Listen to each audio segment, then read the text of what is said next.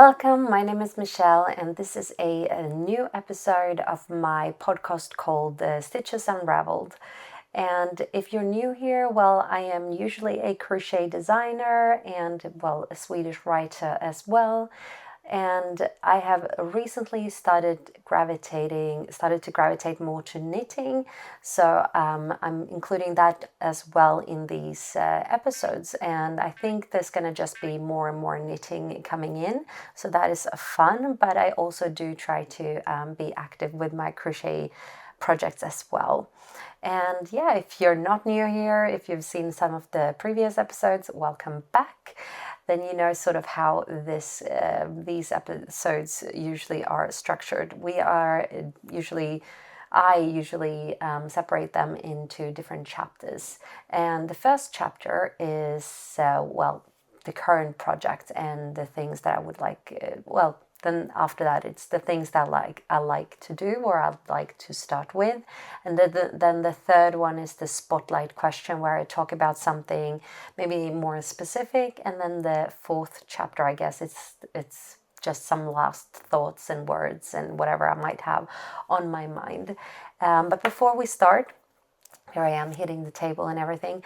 Before we start, I suggest that you grab something really yum and cozy to drink. I have a little tea over here, an Earl Grey maybe. And yeah, so if you also have a project that you want to work on, meanwhile I'm sitting here talking, go ahead, feel free, of course. And yeah, let's start with chapter 1.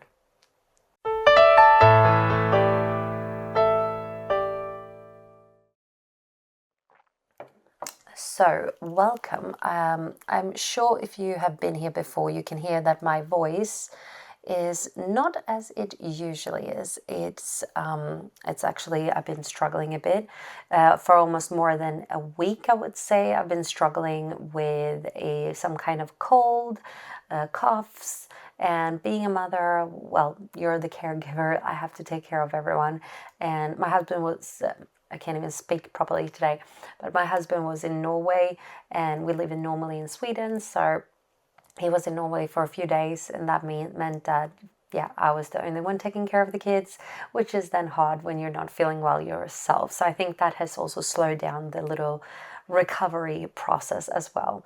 But I thought I'm well enough to at least do one episode at least this week, because last week I ended up not doing anything at all. And I'm also sorry if if I stumble on my words and such, because I feel like I'm still a little bit under the weather, of course. I might just babble on, or forget certain words and etc. So I'm sorry for that. But I thought we'd talk about the one that I feel like I've been working with. I think I started this one last episode, and I think I showed you at that point that I had done this swatch, made a swatch for it. That is the one. And this was a swatch that I made for the Daisy Lane top jumper. I don't know what it was called now, but it's from Drops Design.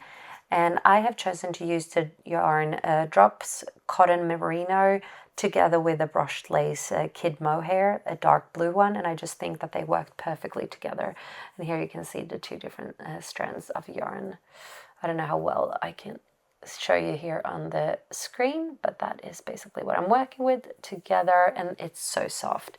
So I've been trying to do as much as I can on that top. However, I have been putting it to the side several times because I've had other projects that I had to prioritize. But I am working on it. I feel like I really want it to be finished soon, but here is how far I have come. Yeah, I think it's starting to look really cool. As you can see, I have already worked a bit under the arm there. I joined by under the armpit there and just worked the body basically around, and I'm supposed to do that for a little bit more, a bit longer, and which is kind of nice to just have this like not needing to think, just keep going. I do wonder if I've made mistakes when it comes to, as you can see, maybe the increases here, like you can see. Probably I'm just trying not to lose any stitches here, but as you can probably see here in the screen, there's like two very visible lines there, if you ask me.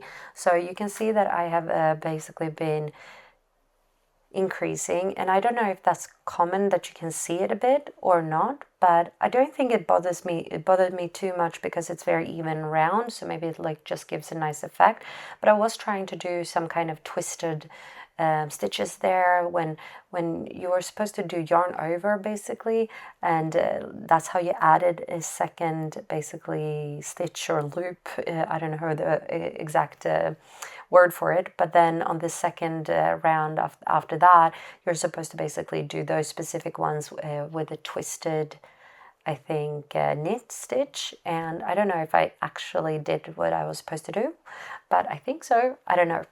And this ribbing took me a little bit longer because it was also done all twisted, I think, stitches. If I don't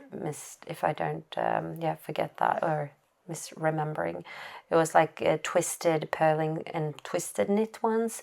I think it gave it like this really cool effect.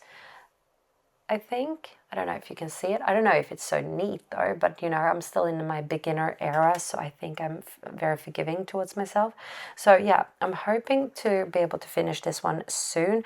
And I don't have more of this mohair than this, so I hope that that will also be enough to make the arms. I will have to be like, think about it once I start with the first arm and make sure that I stop when I think I'm, maybe just have half of it left. So that is how far I've gotten on my Daisy Lane top. Now, I told you I've been having to do other things in between, and that is because I am making a little crochet basically design order for a company that I usually work with. So they will have this pattern available for their members. So I've been working on this and making it into actually different sizes. So it's going to be adjustable, and I've had so much fun doing it, but it takes a bit of time to, as you can imagine, making the granny stitch and working in the rounds and such. But I thought it was such a cool and fun project, and these clutches, like they just like make it look so cool.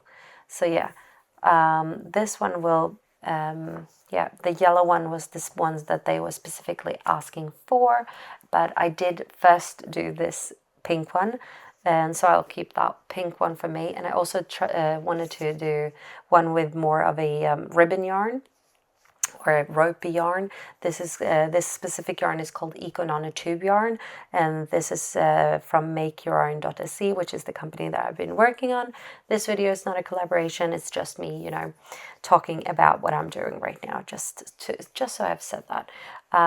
So I really enjoyed how they look. I think they are very cute. I actually think that they are really fun to have as like project, basically, bags, but I think I would have to line them if I would use them as proper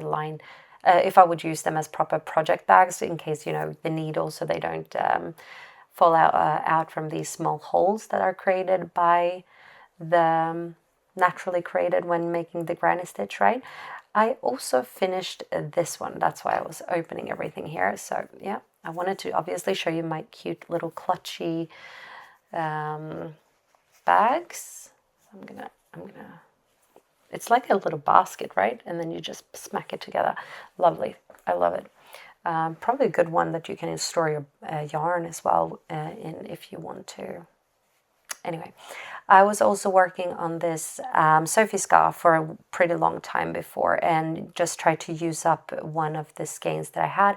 I ended up having a bit more left, but I was too scared when I had reached halfway here that I wasn't going to have enough to finish it, so I ended up like going or stopping or working backwards. Not working backwards, but started to work on the way towards the finish line, just to make sure that I had enough. So this was one of the more shorter version, I guess, of the.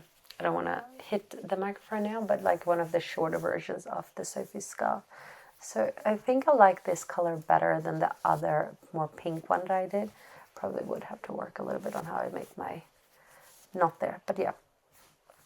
yeah, I think this color works better for me and my skin tone. Oops.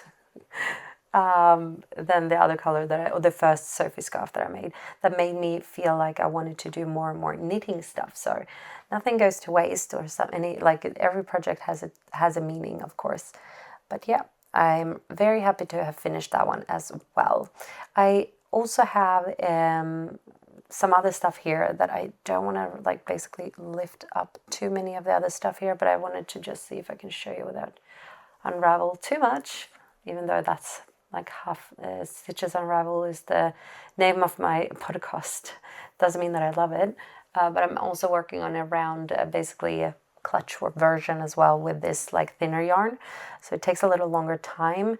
I've already started on the pink version of it, of the bigger one, but ended up not having enough of the lighter pink, and then I ordered yarn for it, and then it turned out to be the wrong color. But then I realized, okay, I must have ordered the wrong pinks, and then I made double check, and I needed to have the one called light pink. I had ordered the one called chalk pink, so I ordered the light pink, but then in the end it was still not the nice or like the same shade because it was from two different probably dye lots. So ended up looking very, like I can see it. I can see that there is much more red in the other one that I had started, the second one that I got, and the previous one had less red in it. So like I'm probably going to end up unravel that one. So I'll probably show you that when that happens. But yeah, so I'm probably not going to continue with that. But I am going to obviously make the big version for the company that I am working with so that they have that as well. So it's been a fun project, but it's also been one that is going a bit slower considering I've been sick and not feeling my best. I don't know if I showed you this one in the last episode, but I also worked on this one. When I was doing the stitches, especially when I was working with those twisted ribs things, twisted stitches, I just needed to do something simple and quick, and especially I needed some kind of like quick win, or as they say. So I did make this, and I also needed something to put all my basically some of the needles, but also mostly these cables. And so I thought, like, let's make a little, I don't know, a little case for it, and just quickly, but it took me at least not too long to basically make this one. So I'm very happy how that looks, and I sort of want to make more in different color combinations, but I don't know which one yet. So that is also something I have been working on. I also am. I wonder if I should take this in this chapter, if we should probably jump into, because now it's like the current projects and current whips, right? And I haven't really started the other ones. So I have started on a pair of socks, but I've just not done much more since last time I think I talked to you, like that much. So I'm not going to show you that. I still want to like continue becoming better at knitting socks as well. It's just not been much more knitting than that sweater. But we are going to talk a little bit more about knitting in the next chapter. So let's jump to chapter 2.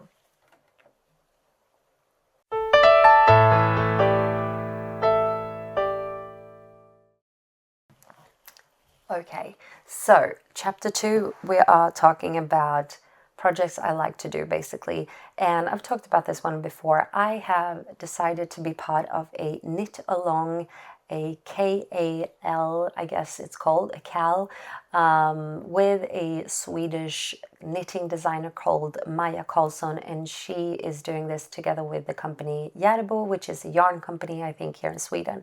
And so they, every year, I think, since maybe 8 years back, I don't exactly know, I think it's 8 years, but is it that many years? I don't know.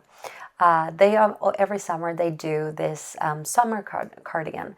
So apparently Maja Karlsson is making a pattern, and then everyone knits along with that pattern when she, shows everyone what she's come up with, which I thought was very cool. First time I've even seen it this year. So, and because I've been just, I say that I've been bitten by the knitting bug or something like that, and I really feel like it's so much fun to knit. So I'm really looking forward to this one. It's going to be color work, and I probably will show you obviously a picture of that cardigan here on the screen as well.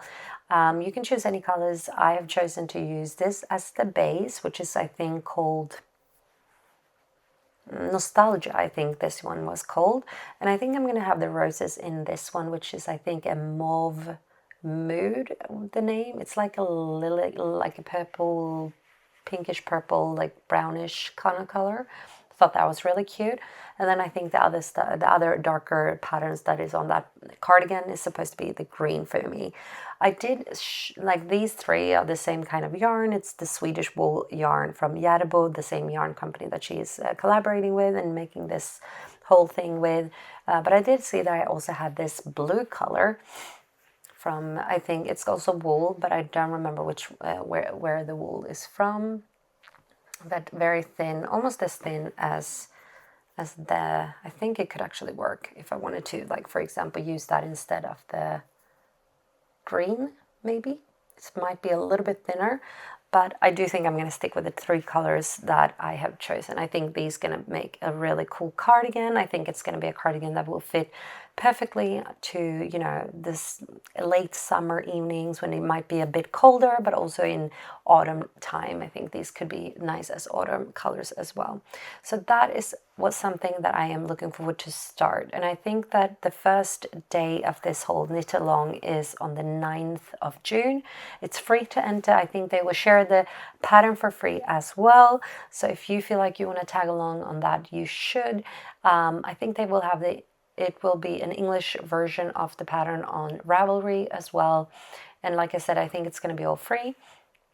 And so I'm looking forward to that. And yeah, that's all I had to say about that cardigan. So I haven't started it yet. And yeah, I need to do a swatch for it. And we're going to talk more about swatches in the next chapter, actually. But yeah, I need to do a swatch. And first I was wondering, how do I make a swatch when I don't have the pattern? But I've seen other people basically just used some colors and just made some kind of simple pattern on a swatch. And I think they've worked it in the round as well, because obviously that's what we're going to do in this cardigan. Believe it or not, it's going to also be all about steeking. So I'm very excited. So I think I'm going to try to make a swatch before it all starts in the rounds and just make some kind of simple pattern just to see how it's how big and how much it measures when I'm using more than one color. So that is going to be cool to do.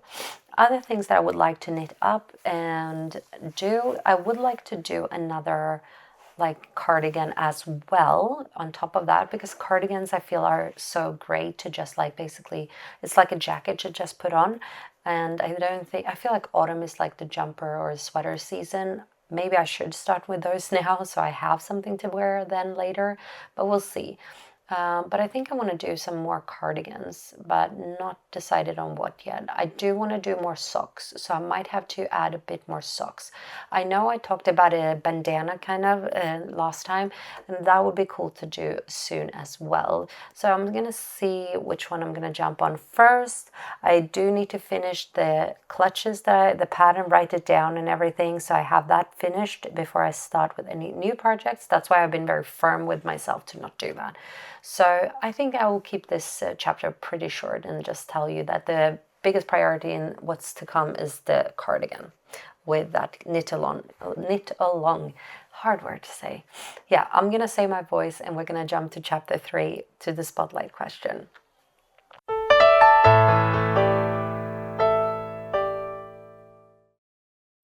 Okay, so I thought this today's spotlight question would be all about making swatches. I feel like there's a lot to say about making swatches. I feel like there's always almost two at least teams when it comes to it. Some people never do it, some people always do it. And then so I feel like I wanted to talk a little bit on maybe why people choose not to do it, because I don't think it's always laziness, because that can be easily said that people don't do it because it's just like, oh, I don't want to do it, takes so much time, which is true. It can take more, like some time to knit up a swatch, and especially if you do it in the rounds, which I did with this one, which I just tried steeking here, which did not work if you watched that. But yeah, to work in the round and such, it takes time to make a proper swatch. So it is a little bit of a commitment, but it is very, in my opinion, important to do so, because you get those you get the possibility to actually measure and make sure that you're choosing the right size for yourself, and that there's, in the end, the big project that you're making will fit you the best it possibly can, right?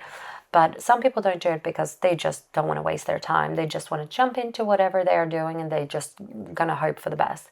And sometimes that works out, sometimes that doesn't work out. Now, I do think that there's other reasons, though, why people don't want to make a swatch. Because I didn't used to want to make a swatch just because I didn't want to like waste the yarn. I felt like, well, why would I waste that much yarn? And now looking at it, it doesn't look like that much. But it's, I mean, if you have a project that says, oh, we need 10 skeins of this kind of yarn to make this cardigan, then you don't really know sometimes how, is it the 10 skeins exactly, or is it maybe that you will have another, I don't know, 20 grams, so you can make a little swatch. I don't even know how much this weigh, but I'm just saying, like, sometimes if it says 10 skeins to make this cardigan, should you always buy an extra skein to make sure that you have enough for a swatch as well? That's the thing, right? I don't think that we always, sometimes, at least maybe I'm just a beginner, but sometimes I feel like I buy the yarns amount that I would need, and then I don't think about the swatch until I'm like, oh, I should make a swatch. And then I'm like, I don't want to waste my yarn. Can I use something similar and try to use a different yarn? But the whole point is to use the yarn that you're supposed to use. So I try now to buy extra if I know that the amount that I have will not be enough. So I had 10 skeins, for example, of this cotton merino that I'm using for the jumper that I was talking about before, the Daisy Lane top or jumper. And that is like a short-sleeved and maybe a bit, summer fit in the design, if you will. So I think there I felt like, I'm going to probably have, the amount that it said there, I felt like, I'm going to have enough to make a swatch if I want to. So I'm going to make sure I do that. And so I did, and I wet blocked this and everything, and I felt very proud of myself. Now, some people say, well, you can make the swatch, and then if you need more, you can just unravel the swatch. But then I feel like, well, why would you want to unravel something that you've spent so much time doing or making? But then another person might say, well, what are you going to use these swatch for anyway? And I feel like they are like these cute and nice memories. And I've been trying to like really just write down the yarn that I have used. And I thought, well, this is a fun thing to go back to and be like, oh yeah, I really love this combination. And maybe I want to try it in different colors for that project or that project. Then I might not remember what kind of yarn I used. So now I know. And it's always nice when you can feel it right away. So that's why I'm like, the swatches have a good and nice purpose as well once they are done and made. And if you end up with just a crazy amount of swatch, you can always like make, I don't know, a cool little pillow case, or maybe a big blanket, like a mismatched blanket, a mismatched, I don't know, jacket or skirt or something, if you want to, if you have that amount, and that the fabric doesn't really matter. That most of it is this sort of the same kind of fiber. So I don't know, I feel like there's I'm obviously, as you can hear, I'm more leaning towards making a swatch if you can, but I do understand that there are several reasons why you might not make a swatch, which is that, one, it takes time. Two, you might not want to waste that yarn on that, because you might have just bought the exact amount that the pattern said that you need for that specific size, for that specific, cardigan, jumper, top, whatever it might be that you're making. And then I was wondering, is there other reasons why you wouldn't want to make a swatch? I guess if you make it, it feels like like I said, what should you do with it? Is it a waste of like just everything? And another one is like, what if you make it, measure it, and then once you're happy with it, you just unravel it and just start over and just use that?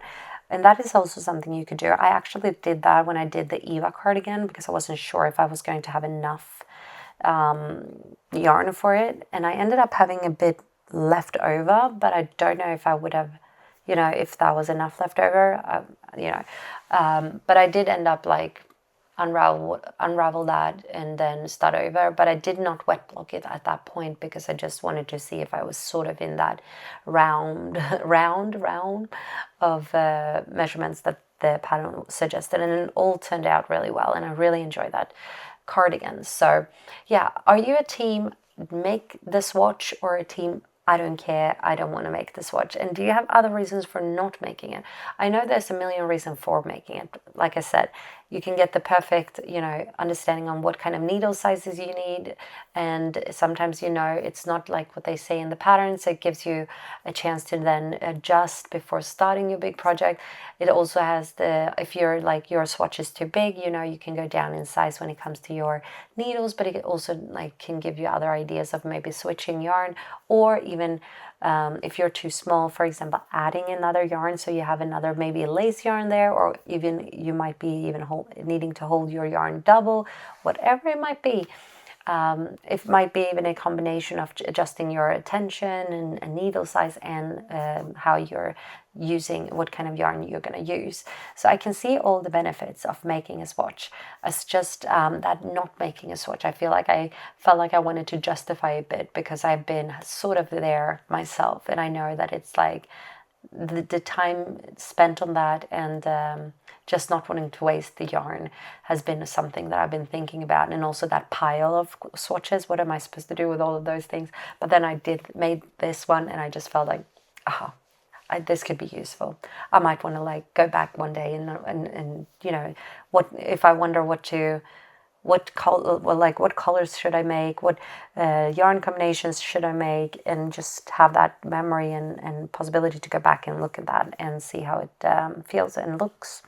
It might actually be useful. So from now on, I'm going to try my best to keep doing swatches anyway. So yeah, let me know what you think, and if you share my thoughts on making a swatch or not making a swatch. And I think we're ready for the last chapter, because my voice is starting to give up.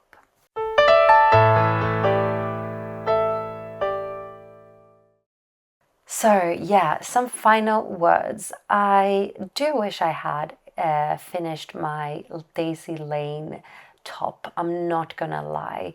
I am feeling like I want to wear it, of course, but I also feel like I want to have that feeling of finishing that before starting the knit along cardigan with Maya Carlson, because it would have just felt better. But I'm really proud of myself for getting that that I'm so far along with that top, and that I also understand that I have made a few other stuff, like the crochet clutches that I have has also obviously been taking time, and I need to remember that. And that I also have made this case, like I said, and made the Sophie scarf, and so I've been like working pretty good with my small projects here and there. So I'm proud of myself, even though I've been sick and taking care of family and everything. I do hope next time, though, that I will be able to finish that Daisy Lane top properly, and hopefully I've gone at least so far as I've made the yoke on that knit along cardigan. That will be a series that I will have in a short form. So if you want to see more of the progress that goes into that, I will try to update you as basically as I go in that kind of YouTube short forms, so you can see it there. Otherwise, I will talk a little bit about it during my podcast episodes, and we'll see when I finish. I'm really looking forward to that one, and can't wait to start. I'm a little bit, holding back a little bit on how I'm gonna make this swatch, because I feel like I'm just gonna have to make up a little easy pattern, and I'm not sure what to do, because I feel like I would overcomplicate it. But I'm gonna see what other people have done and see if I can make it easy for myself. So with that said, thank you so much for watching, and I hope also next time that I talk to you that I am completely healthy, I have no issues, and I just can enjoy that episode fully and continue talking. there's a window open here that makes the doors slam a little bit. But otherwise, thank you again so much for watching. Don't forget to comment, like, and subscribe if you want more content like this. And if there's anything else you would want me to talk about or include in these episodes, any new chapters that I might or should be adding, let me know in the comment below. Otherwise, again, thank you, and I'll see you when I see you.